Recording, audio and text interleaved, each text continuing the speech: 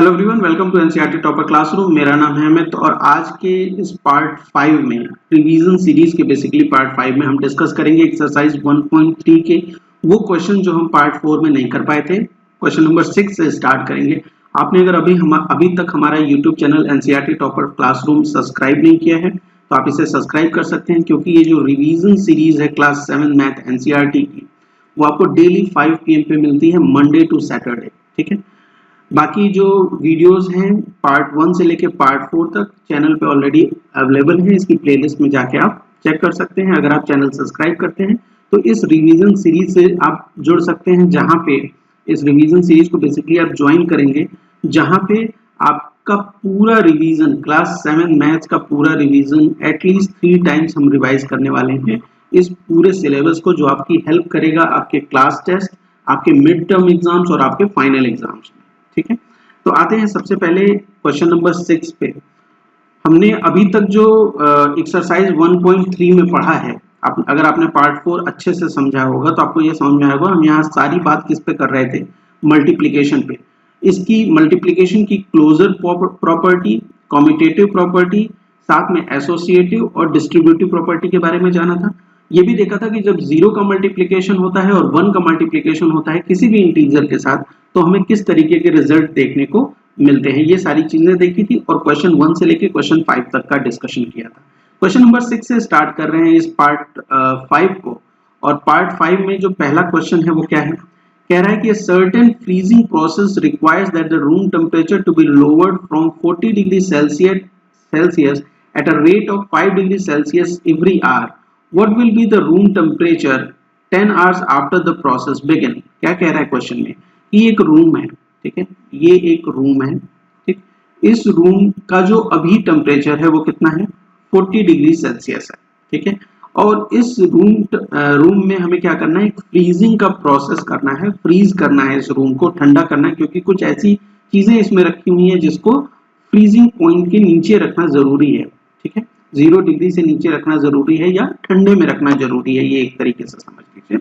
तो क्या करना है कि इस रूम को हमें क्या करना है, ठंडा करना है, इसको फ्रीज करना है। और फ्रीजिंग के लिए जो ये रूम टेम्परेचर है इसको हमें डिक्रीज करना पड़ेगा। अभी 40 डिग्री टेम्परेचर है तो इसको डिक्रीज करेंगे। कितने से डिक्रीज कर रहे हैं, क्वेश्चन में दिया हुआ है 5 डिग्री सेल्सियस पर आवर से। 5 डिग्री सेल्सियस पर आवर से इसको हम क्या करेंगे, डिक्रीज करेंगे। और ये जो टोटल प्रोसेस है कितने आवर्स चल रहा है, 10 आवर्स चल रहा है, ठीक है। ये चीज हमें क्वेश्चन में दी है। तो हमें क्वेश्चन में पूछ रहा है कि जब ये प्रोसेस कंप्लीट हो जाएगा 10 आवर्स का, तो इस रूम का बेसिकली इस रूम का कितना टेम्परेचर, तो हम फाइंड आउट कर सकते हैं। देखिए हमें क्वेश्चन में क्या दिया हुआ है, जो इनिशियल टेम्परेचर है, ठीक है, जो इनिशियल टेम्परेचर है वो दे रखा है हमें 40 डिग्री सेल्सियस, ठीक है। Rate of decrease in temperature, rate of decrease in temperature, decrease in temperature, ये क्या दिया हुआ है, दैट इज 5 डिग्री सेल्सियस। मैंने आपको स्टार्टिंग में ही बताया था कि जब हम कोई चीज डिक्रीज कर रहे हैं, नीचे आ रहे हैं या उल्टी डायरेक्शन में जा रहे हैं, तो इंटीजर के कौन से साइन को लेते हैं, नेगेटिव साइन को लेते हैं, ठीक है। आपको याद होगा जब मंकी का जो क्वेश्चन था उसमें क्या हो रहा था, जब मंकी नीचे आ रहा था तो हम उसको किस तरह से ले रहे थे, -3 स्टेप से ले रहे थे, ठीक है, याद है। स्टेप जब वो नीचे उतर रहा था उसको माइनस ले रहे थे और जब ऊपर जा रहा था तो उसको प्लस ले रहे थे। यहाँ पे टेम्परेचर डिक्रीज कर रहा है किस रेट से, -5 डिग्री सेल्सियस से। तो ये जो रेट है 5 डिग्री सेल्सियस पर आवर का जो रेट है, पर आवर का जो रेट है, इसको हम किस में लेंगे, नेगेटिव साइन के साथ लेंगे। और ये कोई कंफ्यूजन अगर आपके दिमाग में है कि इसको नेगेटिव क्यों लिया है, तो आप पुराना जो पार्ट है उनको एक बार देखिए तो आपको समझ में आएगा कि जब भी कोई चीज डिक्रीज होगी उसको हम नेगेटिव में लेंगे, जब कोई चीज इंक्रीज होगी तो हम उसको पॉजिटिव में लेंगे। ये वही ऐसा ही केस है जैसे हमने मोहन, जब एक क्वेश्चन था जिसमें मोहन अपने अकाउंट में पैसे डिपॉजिट करता है, पैसे जब डिपॉजिट कर रहा है वो, तो हम उसको पॉजिटिव में लेते हैं, लेकिन जब वो पैसे निकालता है, विड्रॉ करता है, तो उसको हम नेगेटिव में लेते हैं, ठीक है। तो जब भी हम डिक्रीज करेंगे कोई चीज तो उसको किस में ले रहे हैं, नेगेटिव में ले रहे हैं।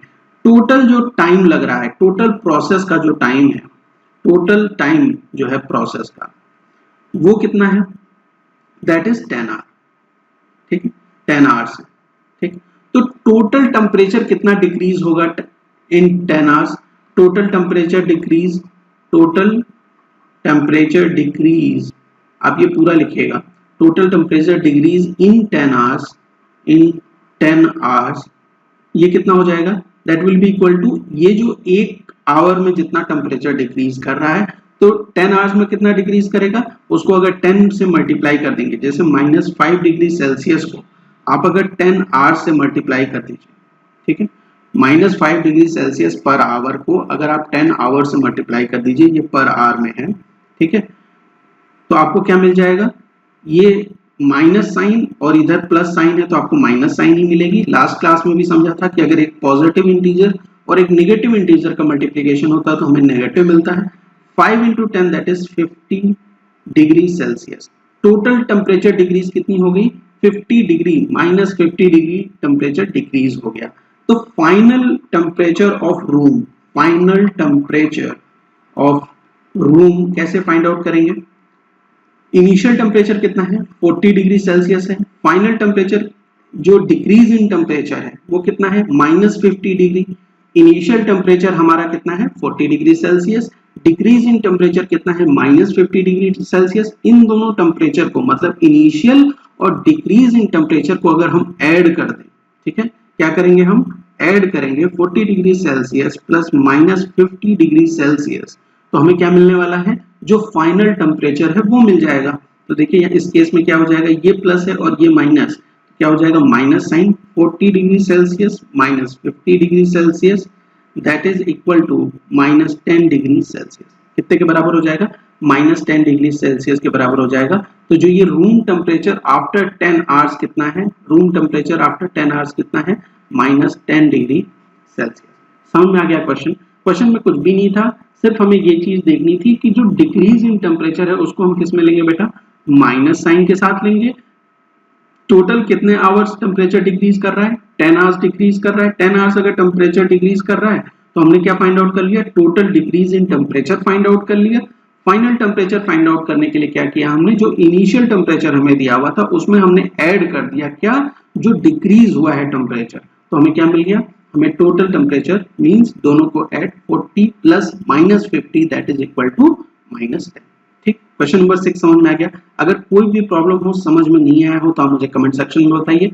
जब हम इसको सेकंड टाइम रिवाइज करेंगे तो मैं और बेहतर तरीके से आपको इसे समझाऊंगा। दोबारा जितनी बार भी आपको समझने की कोशिश हो, आपको लगता है कि मुझे इतनी बार समझना चाहिए, मैं उतनी बार आपको ये चीजें समझा दूंगा। ठीक है, तो आप मुझे कमेंट सेक्शन में जरूर लिख के बताइएगा। आते हैं क्वेश्चन नंबर 7 पे। देखिए क्वेश्चन नंबर 7 क्या कहता है। Question number 7, in a class test consisting 10 questions, 5 marks are awarded for every correct answer and -2 marks are awarded for every incorrect answer and 0 for questions not attempted। ठीक है, एक class test है। ठीक है, आपका भी जैसे टेस्ट होता है क्लास में, वैसा ही एक क्लास टेस्ट है। ठीक है, क्लास टेस्ट में क्या है कि टोटल जो क्वेश्चंस हैं वो कितने हैं, 10 क्वेश्चंस। ठीक है, टोटल क्वेश्चंस कितने हैं, 10, और एक करेक्ट आंसर। ठीक है, जब कोई भी स्टूडेंट करेक्ट आंसर करता है तो उसे कितने मार्क्स मिलते हैं, 5 मार्क्स मिलते हैं।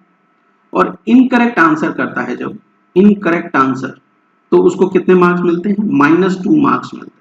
अब देखिए मैंने आपको लास्ट मतलब इससे पहले वाले क्वेश्चन में भी बताया था, जब डिक्रीज हो रहा था ना तो हम उसको नेगेटिव में ले रहे थे। यहाँ पे अगर करेक्ट मार्क्स के लिए पॉजिटिव मार्क्स मिलेंगे, करेक्ट क्वेश्चंस के आंसर के लिए पॉजिटिव मार्क्स मिलेंगे, तो इनकरेक्ट क्वेश्चन के लिए क्या मिलेगा, इनकरेक्ट आंसर के लिए क्या मिलेगा बेटा, नेगेटिव मार्क्स मिल रहे हैं। और इसी तरीके से अगर अटेम्प्ट नहीं करते हैं, अनअटेम्प्टेड रह जाता है कोई क्वेश्चन, अनअटेम्प्टेड, ठीक है, तो उसमें कितने मार्क्स मिलते हैं, 0 मार्क्स अवार्ड होते हैं। ठीक है, कोई मार्क्स अवार्ड नहीं होते। ठीक, ये क्वेश्चन में हमें बेसिकली दिया हुआ है। तो आप आगे पढ़ें, देखिए इसमें क्या चीज हमसे पूछ रहा है। क्वेश्चन पूछ रहा है फर्स्ट पार्ट में, Mohan gets 4 correct answer and 6 incorrect answer, what is his score. Mohan ने, जो मोहन स्टूडेंट है, उसको कितने करेक्ट आंसर हुए हैं, मोहन के कितने करेक्ट आंसर हैं, 4 करेक्ट आंसर है। ठीक है, और 6 इनकरेक्ट आंसर है। ये क्वेश्चन में दिया हुआ है 6 इनकरेक्ट आंसर है और 4 उसके करेक्ट आंसर है। 4 करेक्ट आंसर है तो एक करेक्ट आंसर का कितना मार्क्स मिल रहा है? 5 मार्क्स। मतलब इसको कितने मार्क्स मिल जाएंगे? 4 इंटू 5। भाई 4 करेक्ट आंसर किया, एक करेक्ट आंसर का 5 मार्क्स मिल रहा है, तो 4 into 5 that will be equal to 20 marks. ठीक है, इतने मार्क्स तो इसे मिले करेक्ट क्वेश्चन के। इनकरेक्ट भी इसने किए, कितने इनकरेक्ट किए? 6।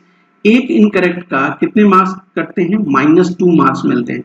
मतलब 6 into -2 that is equal to -12 marks इसके मिले। कितने में? जब उसने 6 इनकरेक्ट आंसर किए। तो टोटल मोहन के जो स्कोर है, मोहन का जो स्कोर है, मोहन स्कोर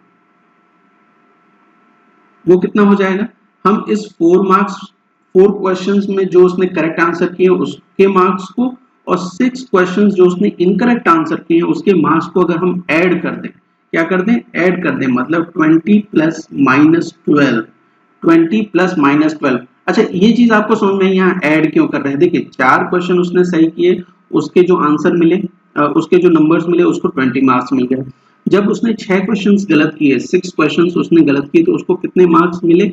-2 के हिसाब से, -2 एक क्वेश्चन गलत करने पे मिल रहा है, तो 6 क्वेश्चन गलत करने पे कितने मिले? -12 मार्क्स मिल गए। इन दोनों को जब हम आपस में ऐड करेंगे, किसको किसको? 20 मार्क्स जो करेक्ट के लिए मिले हैं, -12 मार्क्स जो इनकरेक्ट के लिए मिले हैं, इन दोनों को जब हम ऐड करेंगे तो हमें उसका फाइनल स्कोर पता चल जाएगा। और इस केस में ये प्लस और माइनस क्या हो जाएगा? माइनस हो जाएगा। तो 20 minus 12 that is equal to how much? 8 marks. Mohan को टोटल कितने मार्क्स मिले बेटा? 8 मार्क्स मिले। समझ में आ गई बात? मोहन वाला जो पार्ट है वो समझ में आ गया। अच्छा, अब आते हैं रेशमा के पार्ट।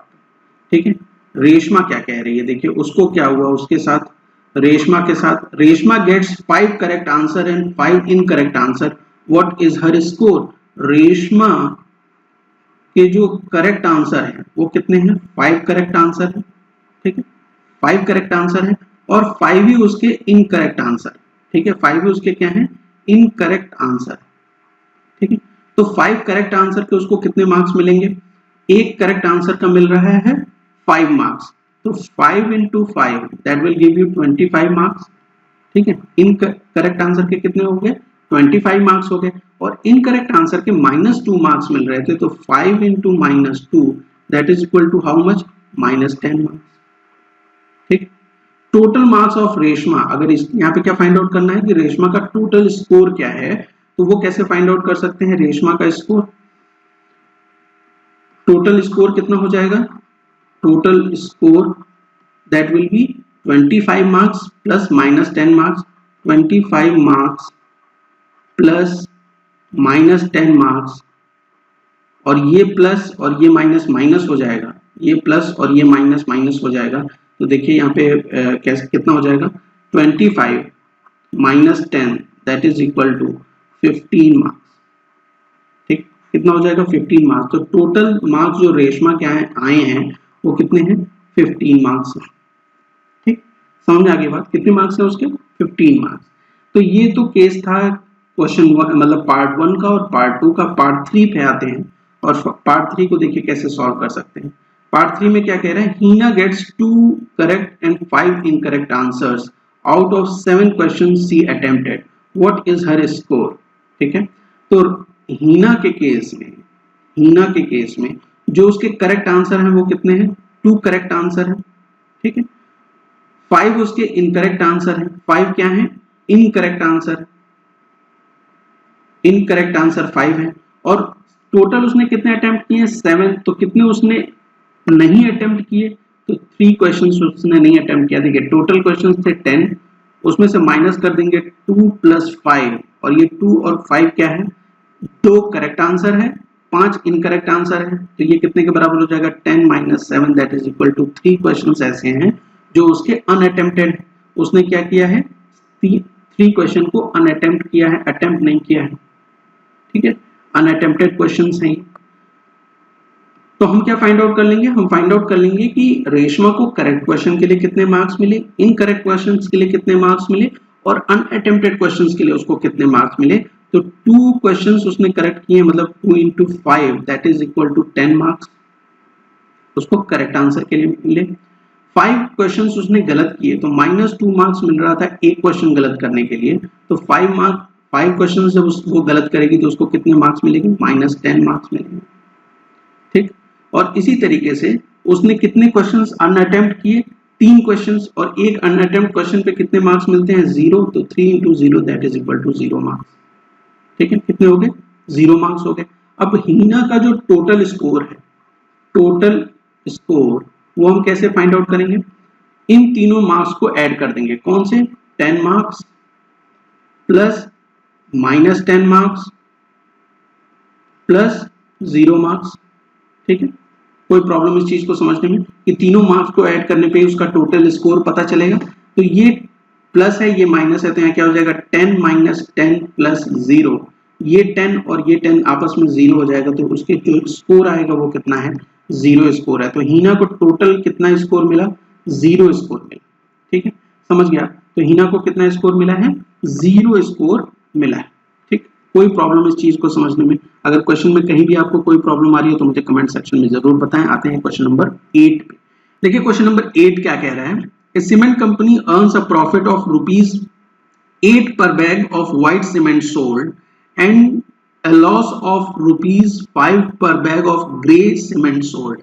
क्या कह रहा है क्वेश्चन में कि एक सीमेंट की कंपनी है, उसको 8 रुपीज का प्रॉफिट होता है जब वो एक व्हाइट सीमेंट, मतलब जब व्हाइट सीमेंट वो बेचती है, कोई कंपनी उसको सेल करती है, तो उसका जो प्रॉफिट है, ठीक है, उसका जो प्रॉफिट है वो क्या है? ₹8 पर बैग है। ठीक है, हर बैग पे वो कितने रुपीस कमाती है? कितने रुपीस अर्न, मतलब उसका प्रॉफिट कितना होता है? 8 रुपीस का। लेकिन वहीं पे जब वही कंपनी, सीमेंट की वही कंपनी जब ग्रे बैग बेचती है, ठीक है, कौन सा bag? Grey bag, grey cement वाले बैग बेचती है, ठीक है, तो उसको लॉस होता है कितने का?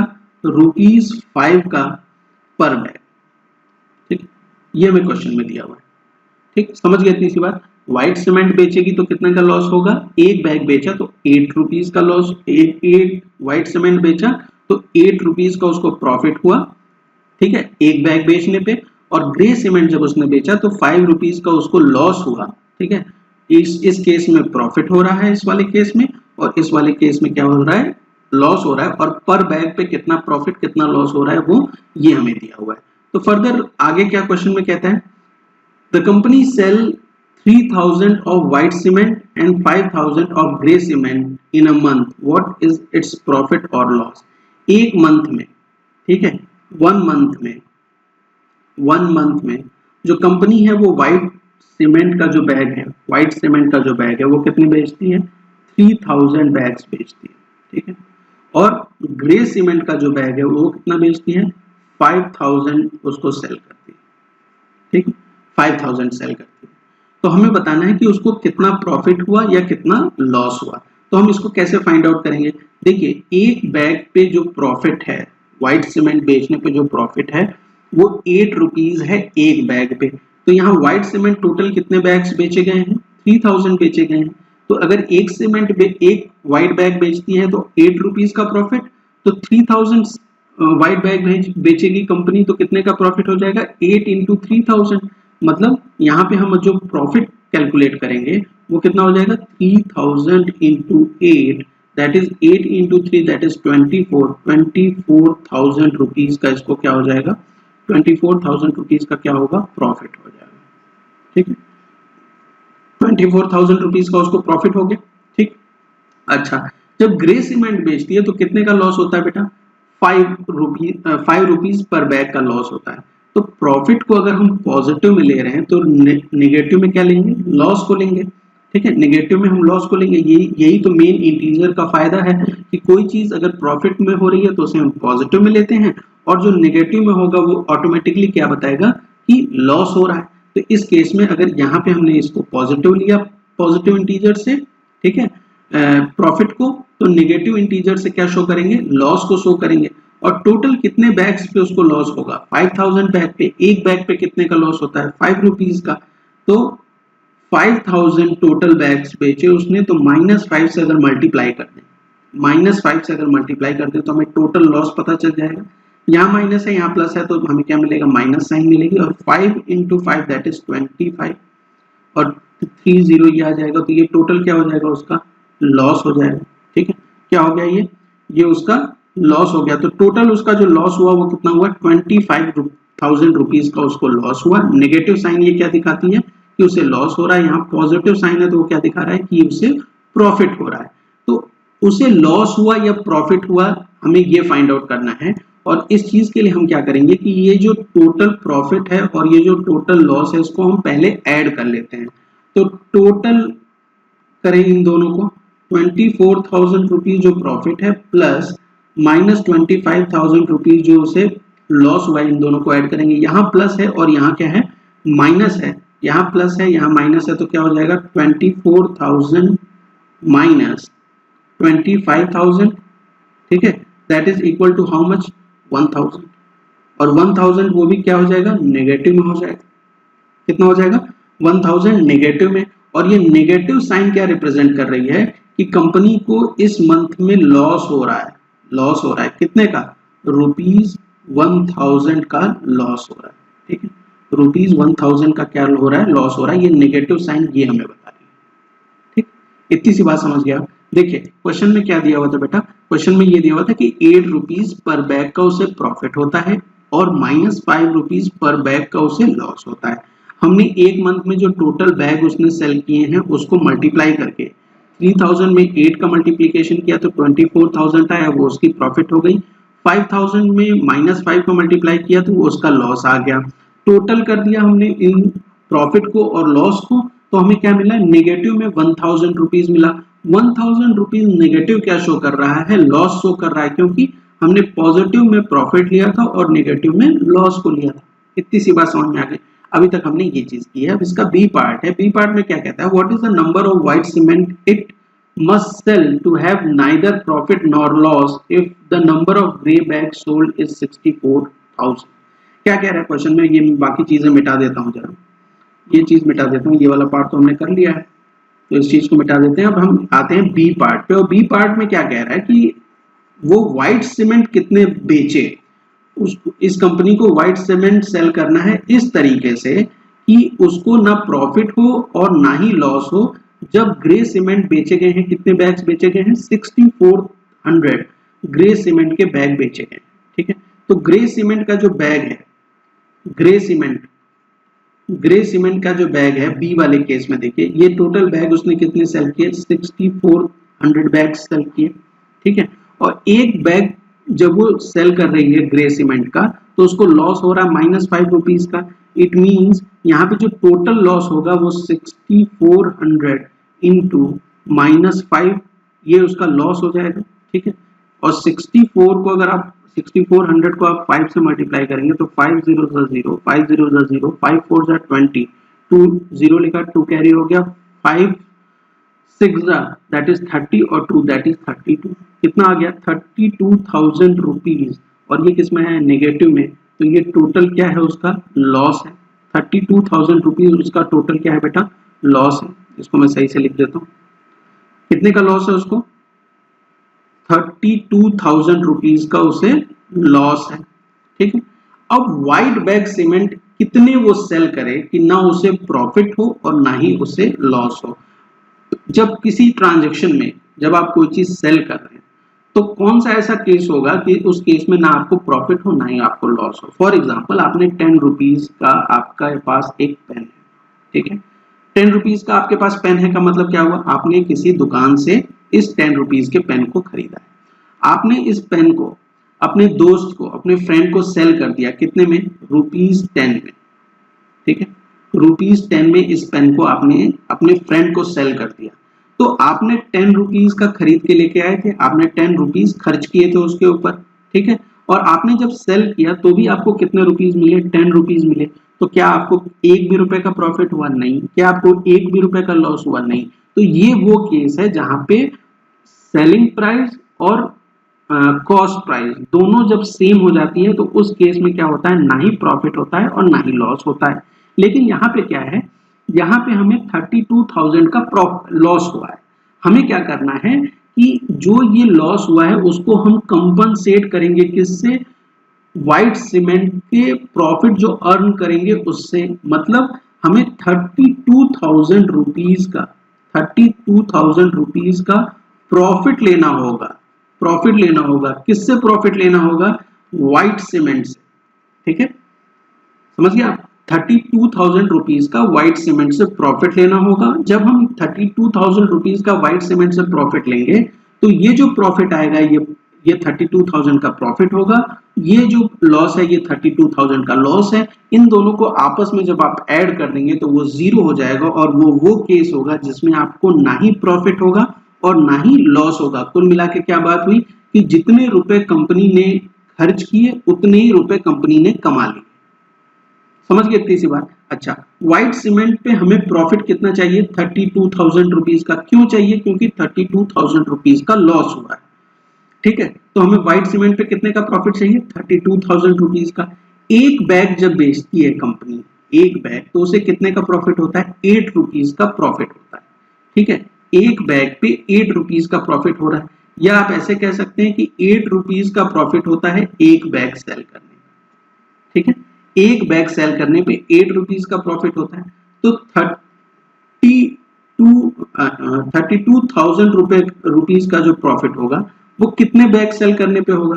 तो 32,000 में अगर आप 8 का डिवीजन कर दीजिए, ठीक है, 32,000 रुपीज में अगर 8 से आप डिवाइड कर दें तो आपको टोटल नंबर ऑफ बैग्स निकल आ जाएंगे। ठीक है, यूनिटरी मेथड जानते हैं आप?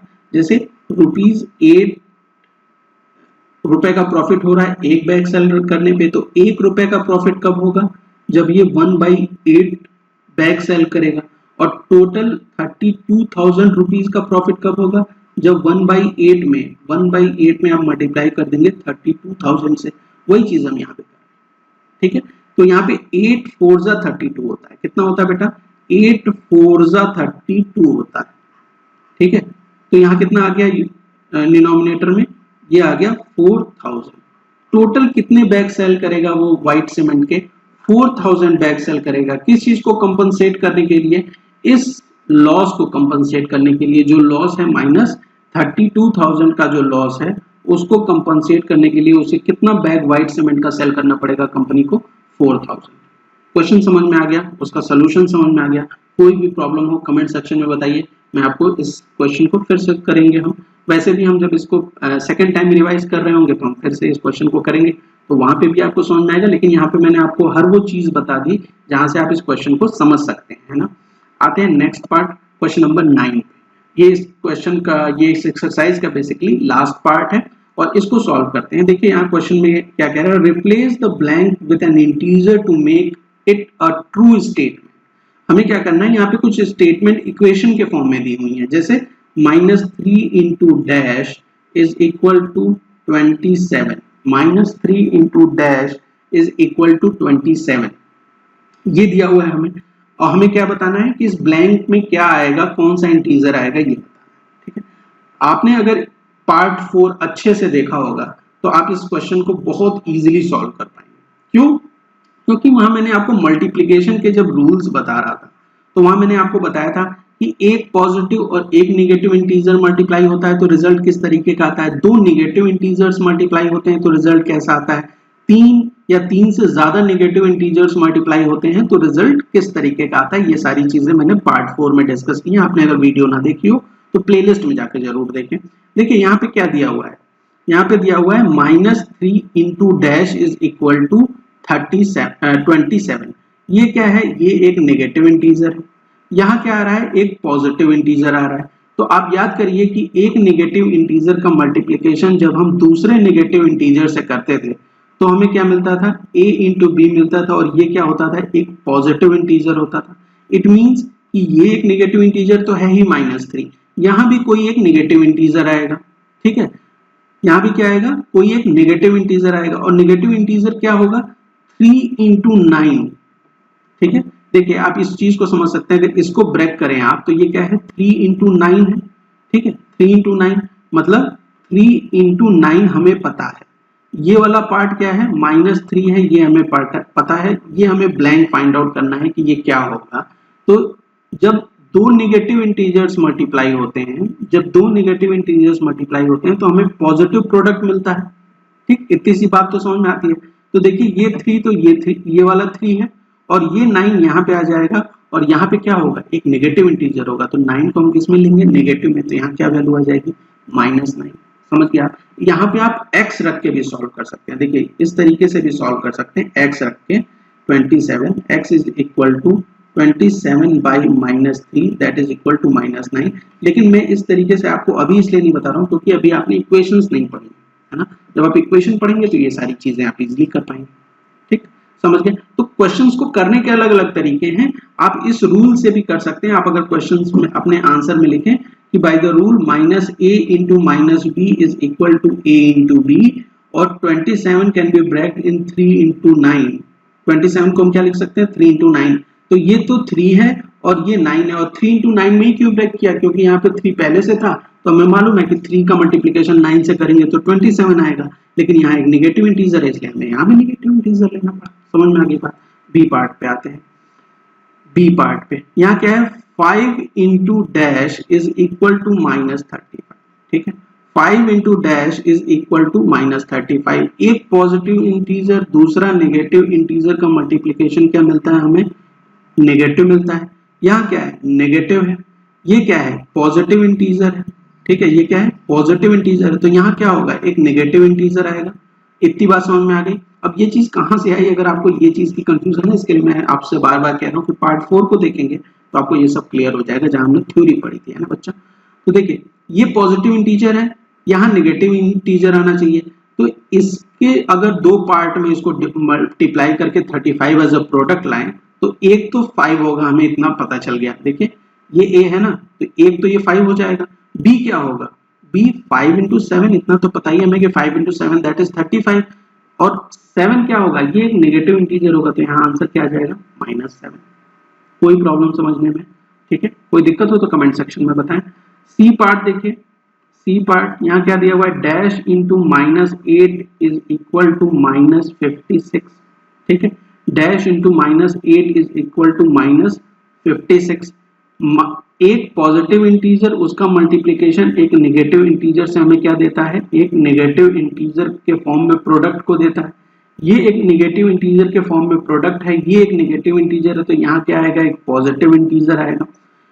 इसको अगर हम प्रोडक्ट के फॉर्म में लिखें 56 को, जिसमें से एक पार्ट -8 है, तो 8 into 7, 8 7 जा 56 होता है, तो इसका मतलब यहाँ 7 आ जाएगा।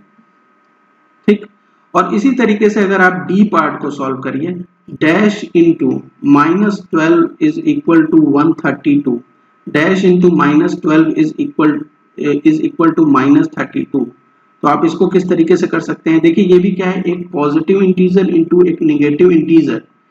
एक पॉजिटिव होगा अगर एक नेगेटिव होगा, लेकिन यहाँ पे क्या है, यहाँ पे क्या है, पॉजिटिव है, इसका मतलब ये दोनों के दोनों नेगेटिव होंगे, तभी उस केस में हमें जो रिजल्ट मिलेगा वो पॉजिटिव मिलेगा।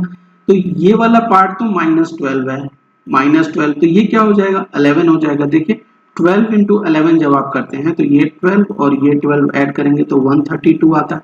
इट मींस 12 into 11, और 11 भी कैसा, नेगेटिव वाला, तो ये नेगेटिव हो जाएगा, तो -11 यहाँ आंसर आ जाएगा।